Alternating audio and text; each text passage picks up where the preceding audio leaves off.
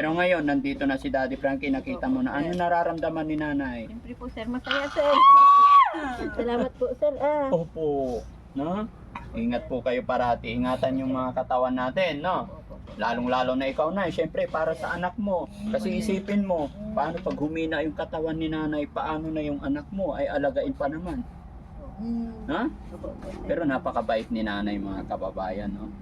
28 years na niyang inaalagaan yung anak niya. So hanggang saan nga ba ang pagmamahal ng ina sa kanyang anak? Sana ganun din yung mga anak. Walang sukatan ang pagmamahal ng ina sa kanyang anak. Sana ganun din yung mga anak, no? Tay, maraming salamat. Pasensya na po kayo sa biruan namin gaya na aking sinabi. Siya po yung kasama namin. Pero ano talaga yan? Makulit talaga. Gusto namin iligaw eh. Hindi po ako maliligaw. Sakyan eh. Iwanan namin tapos maya-maya andyan na naman eh. Dito na lang po. Diyan ka na lang ha. So ayan mga kababayan, maraming salamat po. Nay, ano nga po pala isaktong address ito? Durungan punta po sir. New Village. Number 8. New Village. Durungan punta. Bayan ng Manggatarong po. mga tarong pa rin. Oo. So parang Ilocano na dito. Ano pangalan na anak niyo na? Hindi po. Pang ilan po siya? Bunso na. Kumusta naman ang buhay-buhay dito tayo, Nay? Hindi namang makahanap buhay. Alaga. Bali, ilan po ang anak niyong nandito? Bali, dalawa. Mabuti po kayo, yung mga anak niyo nasa Maynila, may mga trabaho. Ganun talaga yung mga anak mo, kailangan magtrabaho.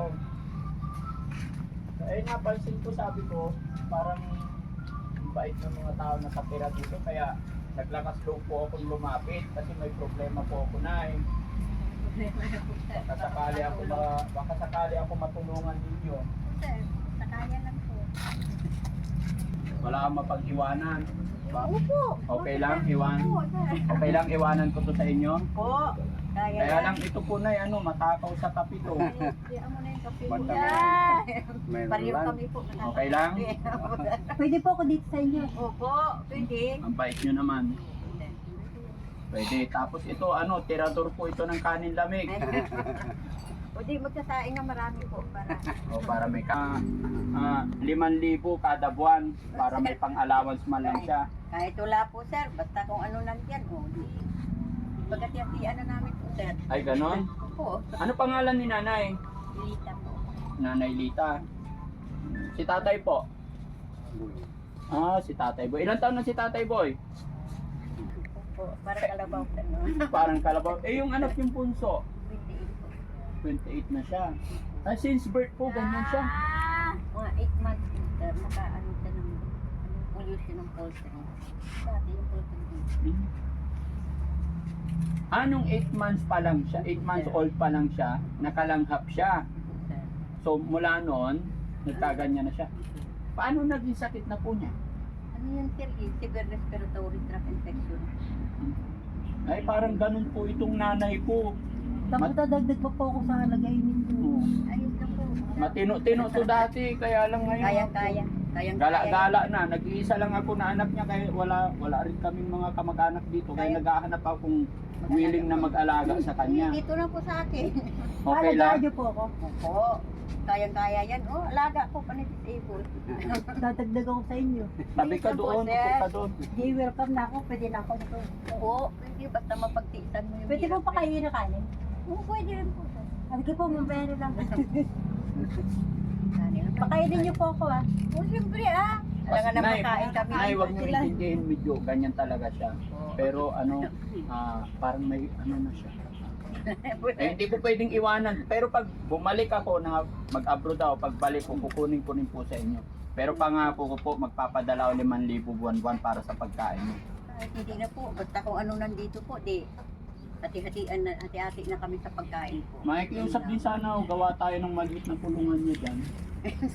Hindi na po wala natutulog dito. Walang Oh, doon ako natutulog. uta, oh. Pagkatapos pa yung kwarto, wala natutulog Ay, dito. gusto- Tatatlo lang Nay, kami. huwag kang masyadong hanap ka pa ng magandang Okay na yun sa akin. Doon kayo sa sa kabilang bahay. Ako doon. Patay. Tatay na lang yun. Ako na yung bago nilang kapamilya eh. Kaya bago na yung kwarto ko. Doon sa taas, walang natutulog din po, sir. Ha? Doon sa taas, wala rin natutulog. Wala rin. Kayo saan kayo natutulog? Dito po, sir, kasama ko. Kasama niyo yung anak niyo. Kasi hindi ko mabuhat. Ay, di niyo po mabuhat. Babalikan ko na lang siya na pagka Po, nakaano. iwan nyo na sa amin. Medyo makulit po yan, okay lang. Ay, problema, walang problema sa amin, sir. Sinong gusto mong katabi matulog? Ako lang, kaya siya.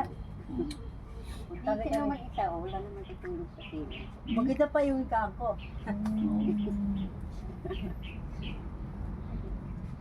Alagayin niyo kasi. Alagayin po kasi ako eh. Madaldal po yan. Opo. Laging kape ng kape. Parang Kape. kape muna kayo. Oh? Kape muna. Ay, nay po. Naghahanap lang talaga ako na ng ano, mapag-iiwanan kasi pipidos na po ako, alis na po ako. Pwede, iwan niya sa akin. Pwede sir. po. Oo. So, ngayon pa lang mag-iiwan na ako ng ano, 5,000 paunang bayad sa kanya. Kahit walang maiwan po, sir. Ayun lang. Okay lang? Baka di niyo kasi ako pakainin eh. Pag kumain Pero wag niyo ka, siyang ano na, wag niyo siyang pahawakin ng pera kasi iwawala lang niya. Oo. Marunong yan magbahawak. Hindi po, hindi. Hindi siya marunong magbilang. Kalat-kalat lang siya. Okay lang yan, sir. Opo. Sa akin. Ito lang yan. Uy, behave lang. Hindi, tinitingnan ko yun. So, Ay, aso. Kala ko basta. marami akong pusa. Pito. Ay, Alaga. ako. Paano yung ano na paano source of income niyo po dito? Paano kayo nabubuhay? Minsan po, sir, kumukuha po ako ng lead dog.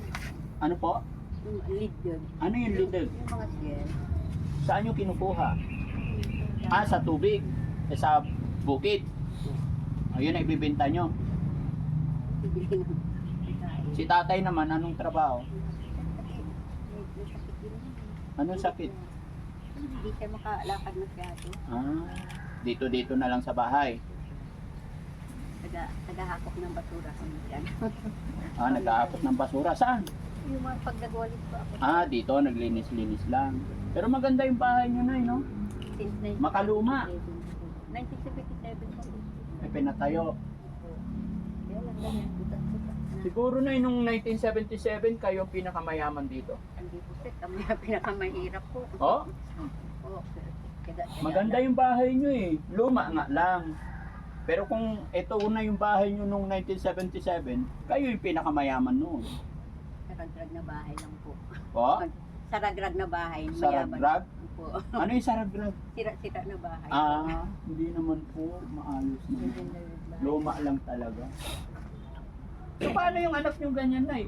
Ganyan lang siya talaga. Pero paano yung kumakain siya mag-isa? Ah, sinusubuan na. Hindi naman siya marunong magsalita niya. Nagutom o kaya magdumi. Ano, basta, alam, parang batang maliit siya. Ay, ganun. Talaga na pagising sa umaga, kailangan mo siya pagkatapin. Pakainin mo siya ng kanin ng almusal. Pamirindahin mo siya mga bandang alas 10. Hello. Basta, Yaya, sabi lang niya sa akin. Ay, Yaya ang tawag niya sa inyo. Sir, Ilang taon na siya? 28 po. So 28 years niyo siyang inaalagaan. Gaano kahirap siya alagaan na eh? Hindi naman po mahirap sir. Importante lang. Yung tiwala ka sa taas. Oo. Na walang hirap na dinadanas. Opo. Maging practical lang. Basta, Opo. huwag makalimot na manalangin parati. Dalaga siya. Iwan na ako dito. Oo. Oo. Iwan ka na dito. Walang babawian. Walang bawian. Opo, iwanan na namin siya. Dito ka na ha. Nay, babalik ako dito after ng kontrata ko 5 years. Tagal naman. Oo. 5 taon. Para kasi nakita ko para kita nakita sir, sa Facebook sir. Oh, Parang nakita kita sa Facebook. Tandaan niyo po. Foreign land. Ay, oo. oh. Nakikita kita sa Para sa inyo. Dahil wala kang pambayad yan sir. Pag ano. hindi ko na po ito babawiin. Dahil mabait kayo, tinanggap ninyo yung nanay ko kahit ganyan siya. Iwanan ko po ito sa inyo, 5,000 po. Para sa inyo po. Basta maiwan ka dito, huwag ka na nila babawiin. Ano? Eh, hindi po, maiwan na yan. Kaya nga po. Mahirap po alagaan na. At saka hindi, kaya ko malaga, walang problema. Ang problema, mag-upload po kasi ako. Pero pagbalik niyo po, huwag niyo na siya kunin sa amin. Hindi po, kukunin ko po. Para, Pero 5 years naman po yun. oo, pwede rin po sir. Basta, Wala. dito na lang siya. Para may kasama na rin ako. Wala akong Oo. kasama sir. Hindi marunong magtrabaho yan. Kaya mo na sir trabaho. Walang problema sa akin. Pero mautos-utusan pwede. Bibili sa tindahan, pwede rin. Walang problema sa akin sir. Ako, all around ako. Maglaba. May alaga pa ako. Oo.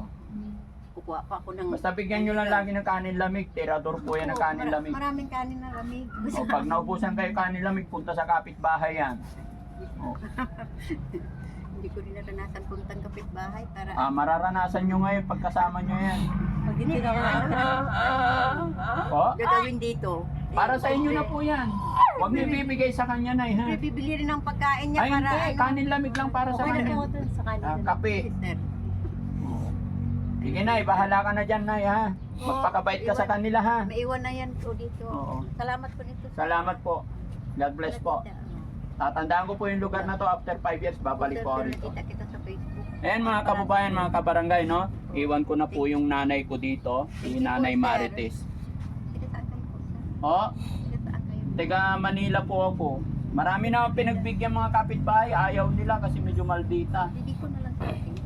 Kaya naghanap ako dito sa probinsya. Hindi po sir. Pero Okay lang. po, basta nakikita kita sa Facebook sir. Sa Facebook. Oh, nanonood ka ba sa aircon yan? Di ba? Papaypayan ko na lang po. Papapaypayan nyo na lang. 6,000 talaga.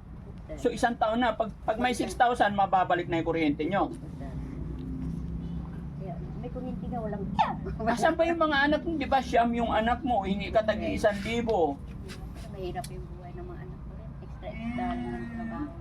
Oh, Wala naman kasi silang natapos. Siyempre sa construction na sila. construction. Sige na, sagot ko na. Dahil Pasko na, sagot ko na yung 6,000 para mabalik yung kuryente nyo. Sir naman, o di dami kong utang sir. Hindi utang to na eh. Kusang pinapamigay namin to eh. Oh, Talaga, 2, 4, 6,000. Ay, dami na pera ni nanay. Sigurado ka na eh, mababalik na yung kuryente. Opo sir. Sa 6,000. Opo sir. Oh, Bibilan po, sir. okay na. Pagbalik ko dito, may kuryente na eh. Kayo. Opo sir, kahit bukas na bukas, basta ilagay nila mamaya o di Oo. babayaran Kasi naman, sir. magpapasko na eh. Ayun Tapos po. wala kayong kuryente. Sabi ko Para nga. masaya. Magpapasko na, ayos lang. Pag wala kaming kuryente, wala talaga po sir. Mm. Siyempre, uunahin ko pa yung Yung anak nyo. Nagpapampers pa kasi. Nagpapamper. Opo, baby wipes, pampers. Ayan. Alagain talaga siya na. Nagain po, sir. Sige na, sana nakatulong kami sa iyo ngayong araw. Salamat po sir. Pero, anong pangalan niyo po sir? Ha? Hindi na po yun mahalaga. Kailangan po rin malaman po sir. Ha? Kailangan po rin po Basta mahalaga na yung... Ka, utang mo yan. One month to pay yan. Itatago ko na Sinangga lang po pa para... naman. 1 to yan. 12,000 yan. Ano ito, tatago ko ito, hindi ko muna. Huwag mo talagang galawin yan. Babawiin yan sa loob ng isang buwan. Pagbalik ni sir, Bahala nandito ka. pa rin yan. Oh, kasi, Para sa kanila na yan. Sa inyo yan. hindi. Para rin sa'yo, may iwan ka dito. Oh, basta maiwan yan. Oh, basta Ayaw may na iwan ka. namin dyan. Huwag niyo sila pong bawiin, sir. Oo, Dito hindi na talaga. Kasi madaldal yan. Hindi pwede walang ilaw. Naku po. Oo. Hindi, mayroon solar po. Tapos gusto niya may katabi lagi. Tatabihan niya si tatay. Si tatay. Oo. Basta po, palagay nyo ng kuryente kasi mainit. Ano, sinong gusto mong katabi? Si nanay, si tatay? Yun na lang po. Bata. Sabi mo kanina gusto mo may katabi, si tatay. Tay, paano yan? Gusto niya katabi sa'yo, kayo? Pagkatabi mo yung madam, sabi niya, Yaya. Oo. Yaya. Sabi nga. Kaya yung mga paa mo, hawakan niya yan, Yaya. Oo. Sabi niya. Nay, payag ka. Gusto niya katabi si tatay. Pwede rin, sir. Pwede rin. Tay, okay lang? Ha? Bakit nakatingin ka kay nanay? Kaya natingin dito, mamaya. Ayun lang, madam. Ha? Wala yan. Nay, sino gusto mo katabi? Magsalita ka. Silang dalawa na lang. Sa gitna ka. Sa gitna. Sa gitna. Wala sa gitna ka. Sa gitna. Nay! Maraming salamat po, Opo, sir, Nay, inyong huwag lahat kayong po. magagalit sa akin. Ha? Napansin ko kasi nandun ako, pinagmamasdan ko kayo dito, ang tahimik. Sabi ko, pasyalan ko si nanay, tatay. Kaya yung mga biruan namin, wag niyo pong mamasamahin. Sadyang gusto ko lang kumustahin kayo at gusto ko masaya kayo sa Paskong darating. No? Ako po si Daddy Frankie. Oo nga, ayun nga. Oo. Yun No. nga makikita ko sa sa Facebook, pero hindi ko matandaan yung pangalan. Hmm. Kaya nung nakita ko kita sa ganyan, Marami na po kayo nakita ko pag doon. Follow yan lang po ang Daddy Frankie. Pambayad sa ano yan, kuryente na para maliwanag ang Pasko. Alam mo po, sir, Oh, nung nakita ko yung mukha niyo sa sa Facebook, parati ako nagwi-wish. Sana makita ko kayo sa personal, sir. Wini-wish ko talaga yun, Oo. sir. Opo, wini-wish ko Ay. talaga na makita ko kayo sa personal. oo.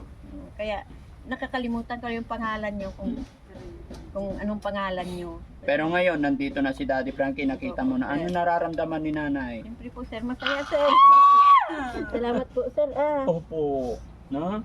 Ingat po kayo parati. Ingatan yung mga katawan natin, no? Lalong-lalo na ikaw na, siyempre para sa anak mo. Kasi isipin mo, paano pag humina yung katawan ni nanay, paano na yung anak mo ay alagain pa naman. Ha? Pero napakabait ni nanay, mga kababayan, no? 28 years na niyang inaalagaan yung anak niya. So hanggang saan nga ba ang pagmamahal ng ina sa kanyang anak? Sana ganun din yung mga anak. Walang sukatan ang pagmamahal ng ina sa kanyang anak. Sana ganun din yung mga anak, no? Tay, maraming salamat. Pasensya na po kayo sa biroan namin gaya ng aking sinabi. Siya po yung kasama namin. Pero ano talaga yan? Makulit talaga. Gusto namin iligaw eh. Hindi po ako maliligaw. Oo. Sa akin. Iwanan namin tapos maya-maya andyan na naman eh. O, dito na lang po. Oh, diyan ka na lang ha. So ayan mga kababayan, maraming salamat po. Nay, ano nga po pala eksaktong address ito? Durungan punta po, sir. New Village. Number 8, New Village. Durungan punta. Bayan ng Manggatarong po. mga taron pa rin. Oh. So parang Ilocano na dito? Opo, sir. Kaya pala. Oh, okay na yo amin mga kababayan.